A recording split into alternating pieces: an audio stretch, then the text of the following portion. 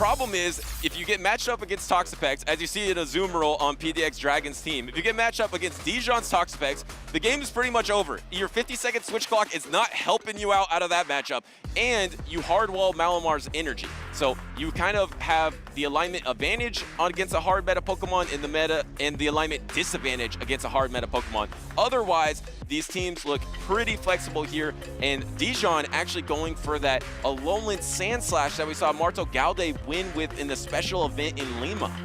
That's right. I mean, I think Azumarill potentially could swap out Toxapex if they're going straight to Sludge Wave, because it takes quite a bit of time to get to Sludge Wave if you shield it, but most players are not going to use shield in that situation because Azumarill is just completely walled off in that matchup.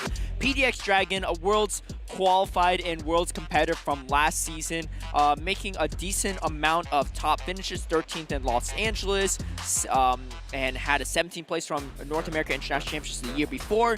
DijonTheDjinn, one of our favorite judges here, a very popular judge that has been at many tournaments, but he is competing this time around too. He missed Worlds qualification by a few Pokemon is here. Yeah, here's another problem Pokemon too. So actually does bring in the Azumarill, but has to. Oh my goodness! Where did this thing come from? Dijon going with the mud slap fast attack pressure strategy here, and recognizing that he could take the move no problem, and going to throw the Bone Club. I like this play because he recognizes that the Octo pacing is just way too fast, so he needs to throw it as you see PDXDRAG0N right at it. But here's the thing, can you poise this thing down? Because I don't think so, and I think Dijon's just going to shield up here and maintain switch advantage, or does he give it up? Let's see, and he's going to shield at the very last second. I like this play to just maintain the positive matchup you have.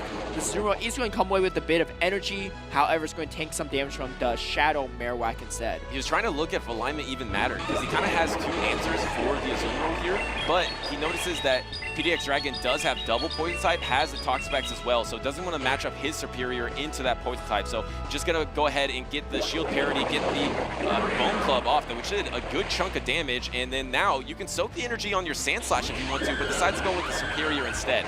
A superior can tank one of these Ice Beams, so you can see Dijon is going to be content on letting that go. The Alolan Sand Slash does resist all the moves on this Azumarill as well, so that's another option. But this is actually going to put Dijon in a very precarious situation. So Frenzy Playing is going to come through. Oh, it's going to land. That's huge for Dijon because he's going to get one shot from the superpower on the side as Malamar. But if you can put in Powder Snow range, you're in a much more comfortable position here. And Dijon actually throwing the Ice Punch first before PDXDRAG0N throws a move. PDXDRAG0N might be going for the double superpower first before throwing it, and I think that's going to be a smart play from PDXDRAG0N. I don't think Dijon has the leeway to Powder Snow down. Let's see if he recognizes. Yes, he is going to recognize this, is going to let the Alolan Slash go because he knows that if he spends a shield, he's going to waste the shield. And can he get back to his timer? He maybe did a couple too many sideways there, because if he's superpowered, he could have stayed a little healthier. Maybe he could have got to the third superpower, but decided to throw a couple sideways while debuff. Now swapping, needs to get all the way to the Ice Beam. But the problem is Dijon is already at the Frenzy Plant here, and because you didn't swap out of that matchup, I don't think PDXDRAG0N can get to another superpower on his Malamar. I don't think so either, but we're going to see if Malamar can pull that off. Malamar can pull off anything. Oh, did he get there? Oh my gosh, he pulls off the superpower! Look at that health on the Malamar. You can see on Dijon's face too. He was not having to see that, but wow.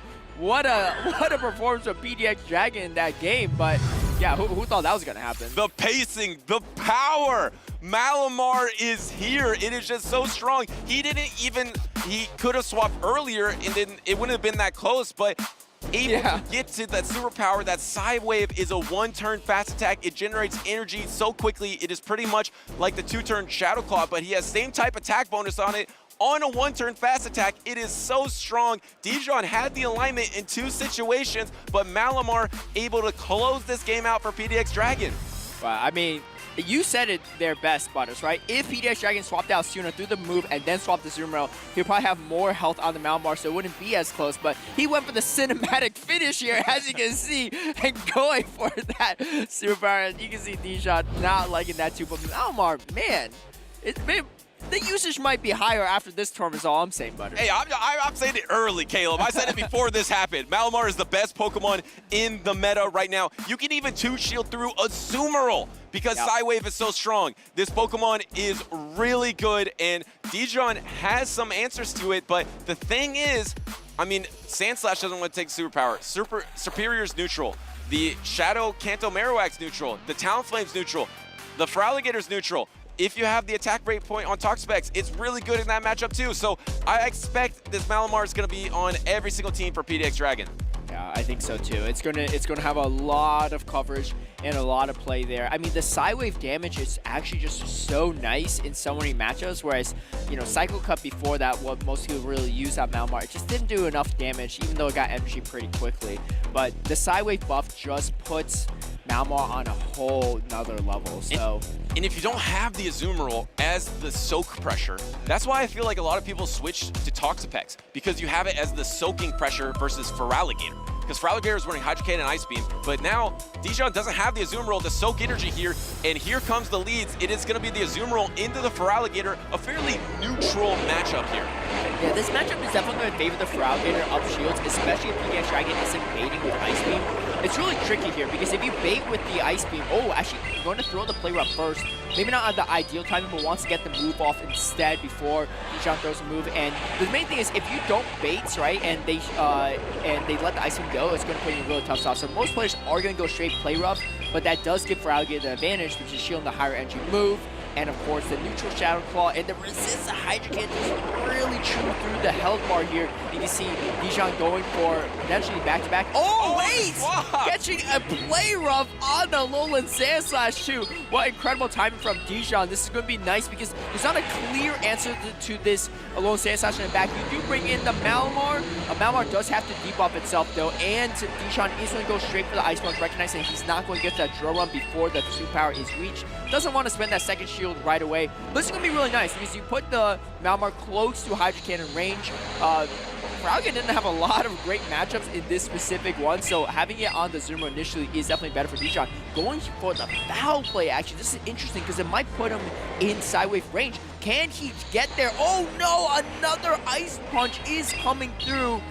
We do see a shield from PDXDRAG0N, but let's not forget, Dijon has over 2 Hydro Cannons on that Feraligator in the back. But at least then you could throw a superpower and then swap back to your Azumarill. Dijon is actually going to wait his timer, come in with the Toxapex. Maybe he was trying to catch that blind superpower so it's resistant to Toxapex, but this gives PDX the opportunity to hide his Azumarill away from that Toxapex and maybe soak those Hydro Cannons in the end game, plus do all this Psywave plus foul play energy. I mean, this Toxapex is going to get the farm down, but at what cost? Yeah, I mean, I think Dijon's making a calculation that there is going to be a Toxapex counter in the back after leading Azumarill, right? It's going to be the hardest matchup. So he's recognized that, okay, I don't have switch advantage now, so I don't have a lot of utility on the Toxapex. So I'm going to use it as a kind of a meat shield and soak up his damage. That's a lot of damage soaked up. However, this energy on Toxapex is nice because after this brine, you're closing in on Hydro Cannon range. Here comes the combo play. There it is. Here comes the Hydro Cannon. And do we see a shield from PDXDRAG0N? Shield is going to come through. There's 2.5 Hydro Cannons worth of energy though. Dijon is maxed out. Does he swap? He doesn't swap. He tries to just go for the Aqua Tail, but doesn't go for anything. And now Dijon is going to be able to knock out with this Hydro Cannon, and that's terrible because the Azumarill doesn't have energy because of that swap in the early game. And now you're just going to be able to close this up the Protect Shield with the Feraligator. Feraligator just sweeping everything in the back line. Yeah, definitely. Well, a great example of where switch advantage doesn't matter as much. It's catching that high energy play rough move on the resistant Alolan Sandslash was so crucial for Dijon because it put him so far ahead.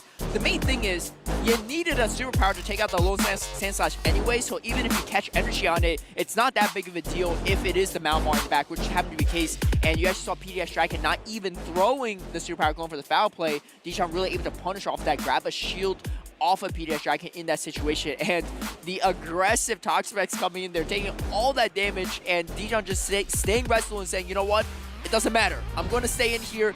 This much energy on Feraligator can beat anything on the team of PDXDRAG0N, and he was correct there. Well, the thing is, it's impressive to go for this up energy Hydra Cannon strategy from the Feraligatr because PDXDRAG0N's team does have so many things that could potentially soak Hydra Cannons. He has 3 water types. He has the Azumarill, the Toxapex, and the Dugong. So 3 Pokemon that could potentially come in and soak Hydra Cannons, but still Dijon is able to close the game with Hydra Cannons nonetheless. That is why Shadow Feraligatr maybe used to be the best Pokemon in the meta, but still has so much potential in this current meta as well.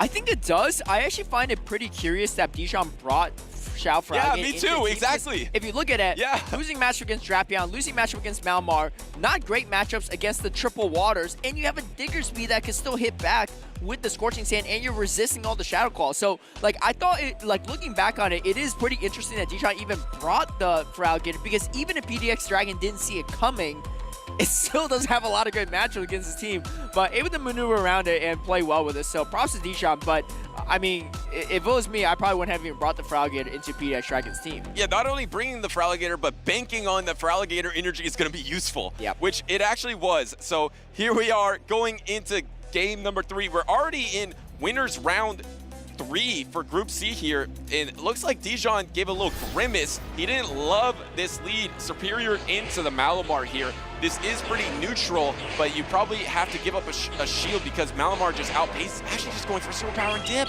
Oh, interesting. I mean, Dijon might not like this lead, but his backline matchup is actually very strong into the side of PDXDRAG0N. You have the Alolan Sandslash with pretty solid matchups into both backline Pokemon, and in comes the Alolan Sandslash into the Drapion. This is actually going to be the right play for Dijon because it is a Powder Snow Alolan Sandslash, so it's going to be worse into Dugong. I don't know if he sees the Dugong coming, but it is going to pan out better for Dijon in this recent matchup. And you can see PDXDRAG0N going for the crunch, gets the debuff, so now closing in on Aqua Tail range, especially a debuff. PDXDRAG0N going to have to shield the super effective Drill Run, though, if he wants to grab a shield from Dijon. And this is one of the major reasons to bring Alolan Sandslash. It is to answer the Say Swap Drapion, because in the one shield situation, you can get to the double Drill Run before they get to the triple attack if you come in quick enough. I don't think Dijon actually came in quick enough. As you can see, this Aqua Tail is going to be on charge attack priority here, and it's going to land, and it's going to be against a debuffed Alolan Sandslash, and it's going to knock out because Dijon was a little slow on that swap. Shadow Drapion was able to take that switch advantage and is still healthy enough to soak this energy on Superior. Yeah, that's very punishing for Dijon for sure. However, he does have a lot of energy on this Superior, and you don't have a lot of great answers to this either on the side of PDXDRAG0N after that Drapion's been taken out. So in comes the Dugong actually, and going to potentially force a shield. If PDXDRAG0N doesn't shield this, that's going to put him in a really tough spot. He's got a shield, right? It's super effective. Oh, no, shield, he lets it go! The Feraligatr has a clear victory now here too, because the Shadow Claw damage by itself is so oppressive. And he gets outpaced, so he has to give up the shield on the Hydra Cannon if he wants to throw this energy here. PDXDRAG0N is in a terrible situation, just lets the Dugong go, and now it's going to be Malamar versus the world. Malamar has done it in the past, but I don't know if you can do it here because Superior still has some energy you have to get to with 3 charge attacks, and he's going for the superpower. Oh, wow. Okay, interesting plays for sure. Dijon recognizing that he might go for superpower, so wants him to throw the energy first so that he's debuffed now in Hydro Cannon range. You have to shield this if you're PDXDRAG0N. And the question is, possible? I don't know. Dijon is, I think, 3 Shadow Claws away, maybe 2 Shadow Claws away from the next Hydro Cannon. He gets there first. It's going to be 2. You got to throw it, bro. He didn't throw it. He throws on charge like priority, and Dijon gets it off. History's not going to repeat itself for PDXDRAG0N, and Dijon able to take this win in game number 3 after a crucial mistake in that mid game, but able to come away.